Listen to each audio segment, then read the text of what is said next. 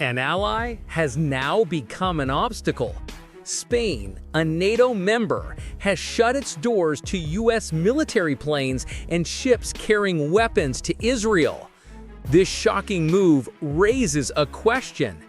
Is Western solidarity beginning to crack? According to El País, Madrid has banned the transit of arms, ammunition, and military equipment bound for Israel through the Rota and Morón bases, even for intermediate stopovers.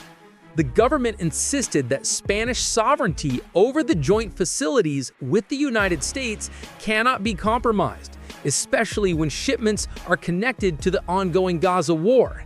Reuters had already documented Spain's posture in May 2024, when the government refused permission for a ship carrying weapons to Israel to dock in Cartagena. At that time, Foreign Minister José Álvarez declared that Spain would not allow such vessels to use any of its ports. That early decision became the precursor of a much broader ban a year later. By late 2025, the rules hardened into a complete prohibition. U.S. Air Force's C-17 Globemaster III, KC-46 tankers, and Navy logistics ships, vessels that had for decades depended on Rota and Morón, were suddenly without access. These hubs had long been critical to NATO's Western Mediterranean network, enabling operations stretching from Africa to the Middle East. The war zone pointed out that even small delays in supply can disrupt Israel's tempo in Gaza. In modern warfare, logistics is not just a supporting function, it is the heart of combat. If you can slow an ally's supply line, you affect the rhythm of the battlefield itself. Why did Spain choose this course? Domestically, pressure was intense. Polls showed that most Spaniards opposed Israel's campaign in Gaza. Political parties in Madrid demanded a moral stance. Jane's Defense Weekly reported that Spain's step was also a message to the European Union. Foreign policy sovereignty in Europe does not have to automatically align with Washington's agenda. The immediate impact was logistical. Instead of using Rota on the Bay of Cadiz or Morón in Andalusia, American planners had to reroute through France's Toulon, Italy's Naples, or Greece's Ceuta Bay. Each option added hours of transit, extra refueling, higher costs, and greater exposure to intelligence monitoring. For the U.S. Navy, accustomed to pulling into Rota as a pit stop, the change meant more strain. Supply ships now had to cross from the Atlantic through Gibraltar and continue without pause until Italy or Greece. Every additional leg on the journey magnifies risks of breakdown, delays, and political friction with transit states.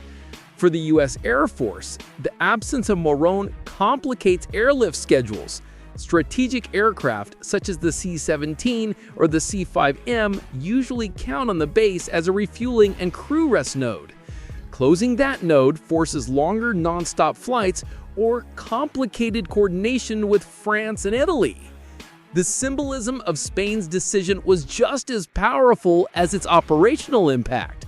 Within NATO, members rarely block U.S. operations so directly. Spain has now drawn a line. National sovereignty and public opinion can override alliance convenience. Regionally, the ripple effect is profound. Israel's supply chain from the Western Mediterranean becomes fragile. Some weapons shipments must be redirected through the Red Sea, a route more costly, slower, and vulnerable to regional instability. For Israel, already fighting on multiple fronts, any slowdown in the flow of precision-guided munitions or spare parts could carry strategic consequences. Diplomatically, Spain's step emboldens other European voices critical of U.S. policy. In Brussels, debates on arms exports to conflict zones gain new momentum. If one European member can refuse transit, others may follow, creating a domino effect that reshapes the logistics of Western involvement in the Middle East. From Washington's perspective, the precedent is dangerous. The United States depends on allied infrastructure for global reach.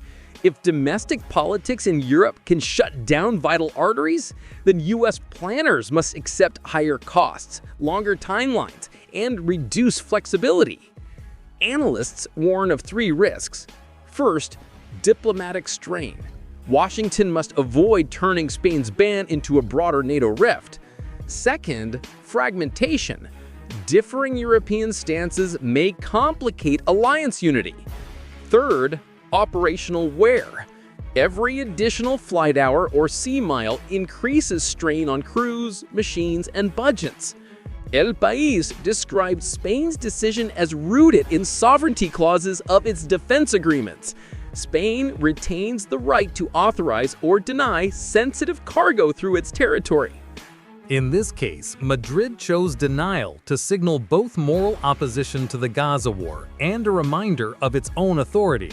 The war zone analysis went further. By altering just one hub, Spain forces the U.S. to rethink entire logistics chains. Military planners must calculate longer flight legs, reduce tanker availability, and tighter convoy schedules at sea.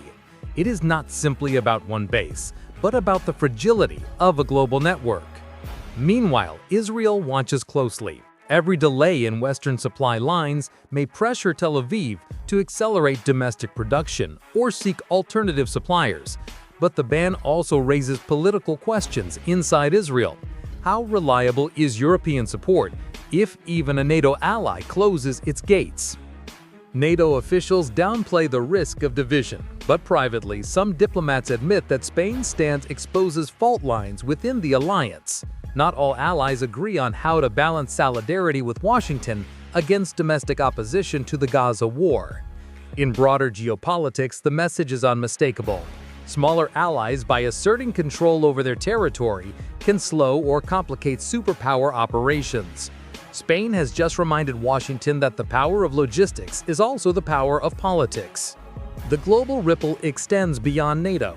Russia and China are certain to exploit this narrative, that U.S. influence is no longer unquestioned even within its own alliance. In propaganda terms, Madrid's ban becomes evidence that Western unity is brittle. Yet Spain's decision is not a rejection of NATO itself. It remains a loyal ally in defense matters, hosting bases, sharing intelligence, and contributing to alliance missions. What it has done is draw a line between collective defense and unilateral support for controversial wars. The operational cost is real. Detours through Toulon, Naples, or Ceuta Bay stretch flight plans and sailing schedules. Tanker support becomes scarcer. Convoys must be tighter, less flexible, and more exposed. The rhythm of resupply, once smooth, now beats unevenly. And the final analysis: logistics is the pulse of modern war. Spain has pressed on that pulse. By shutting down access at Rota and Morón, Madrid has reminded the world that sovereignty can slow, alter, or even halt the flow of weapons.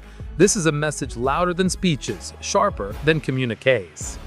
Will the West unite to overcome the disruption, or will fractures deepen under the weight of Gaza's war? The answer may decide not only the tempo of Israel's campaign, but the credibility of NATO itself. Share your thoughts in the comments below. And don't forget to subscribe for our next deep dive into the geopolitics of power, war, and strategy.